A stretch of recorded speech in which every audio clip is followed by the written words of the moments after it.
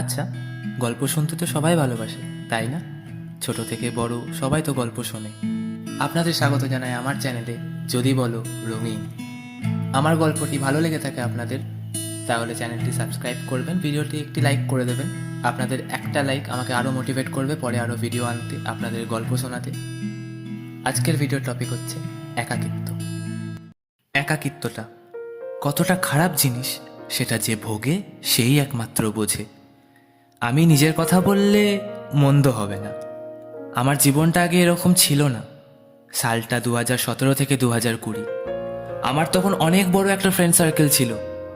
তারপর আস্তে আস্তে যত বয়স বাড়তে লাগলো ততই বন্ধুর সংখ্যাটা কমতে লাগলো।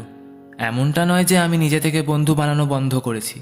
অনেকে আছে যারা শুধু আমার ফাইন্যান্সিয়াল প্রবলেমের জন্য আমার সাথে মেশা বন্ধ করেছে, আর কিছু আমার ব্যক্তিগত অসুবিধার জন্য আমি মেশা বন্ধ করেছি। আজ 2024। আজ আমার খুব কাছের বন্ধু বলতে শুধুমাত্র 3জনই আছে। দুটো বন্ধু এখন অন্য শহরে থাকে, তাদের সাথে শুধু হোয়াটসঅ্যাপে খুব রেয়ার কথা হয়। আর একজন আমার সাথে এই ছোট্ট টাউনেই থাকে। কিন্তু কি বলতো, আমার তাও খুব নিজেকে একা একা লাগে। কি যেন মনে হয় আমার কিছু থেকেও যেন কিছু নেই। কিন্তু হ্যাঁ, ওই 3জনই আমার খুব কাছের বন্ধু। এদেরকে আমি নির্দ্বিধায় সব কথা বলতে পারি, কিন্তু আজ আমি কারোর সাথেই কিছু শেয়ার করতে পারি না। কারণ আমার এক কথা শুনতে শুনতে তারাও বোর হয়ে যায়, দিয়ে তারা বলে বসে, আরে ছাড় তো, তোর একই কথা। খুব খারাপ লাগতো সেই সময়, জানো তো। তাই আজ যতই কষ্ট পাই না কেন, আমি তাদের আর বলি না আমার কষ্টের কথা।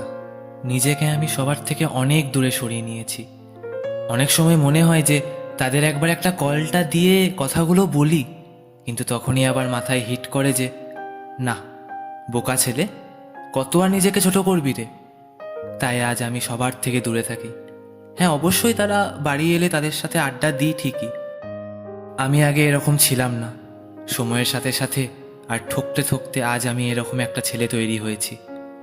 নিজেকে সারাদিন একটা রুমের মধ্যে বন্ধ রাখি, যাতে আমি এই বাইরের দুনিয়ার সাথে, এই নিষ্ঠুর নির্দয় নকল দুনিয়া থেকে আর এই নকল দুনিয়ার মানুষদের থেকে নিজেকে দূরে রাখতে পারি। 24 ঘন্টায় শুধু 1 ঘন্টার জন্য সন্ধেবেলায় বাড়ি থেকে বেরোই ঠিকই, ওই একটু 1 কাপ চা আর একটা সিগারেট খেতে। তারপর আবার বাড়ি এসে নিজেকে রুমের মধ্যে বন্ধ করে দিই। একলা থাকতে আমি পছন্দ করি না, কিন্তু আমাকে বাধ্য করেছে এই দুনিয়াটা একা থাকতে। আমিও চাই বাকি মানুষদের মতো হাসি খুশি থাকতে, কাউকে ভালোবাসতে, কিন্তু না, আমি লোকের কাছে সাইকোপ্যাথ।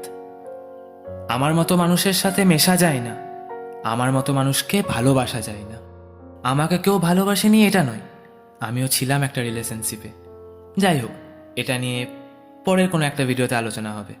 আজ নিজেকে ওই বাংলাদেশের একটা গায়কের গানের সাথে নিজেকে খুব রিলেট করি। ওই যে পোপেয়ার লেখা যে আজ আমি সব হারানো, আমি শূন্যতায় ভেসে হাহাকার দেখি লাগে ভয়। সত্যি আমি আজ অনেকটাই একা, পুরোপুরি ভাবে একা।